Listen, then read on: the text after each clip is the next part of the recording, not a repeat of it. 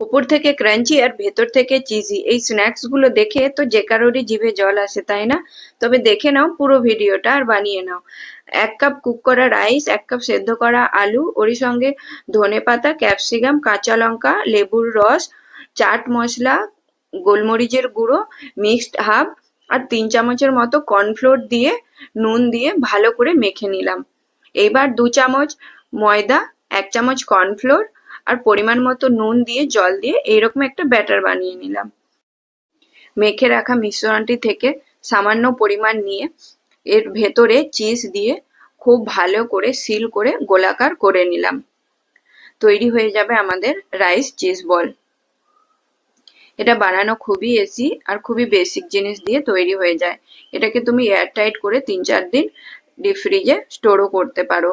এইভাবে আমি সব কটা বানিয়ে নিলাম। এরপর ময়দা ও কর্নফ্লোরের ব্যাটারের মধ্যে খুব ভালো করে ডিপ করে ব্রেড ক্রাম্বসের মধ্যে কোট করে নিতে হবে। এই প্রসেসটা আমি 2 বার করেছি, মানে ডবল কোট করেছি। তোমরা চাইলেও করতে পারো। এইভাবে আমি সমস্ত চিজ বলগুলোকে তৈরি করে নেব। ওইদিকে কড়াইতে তেল গরম করতে দিয়েছিলাম।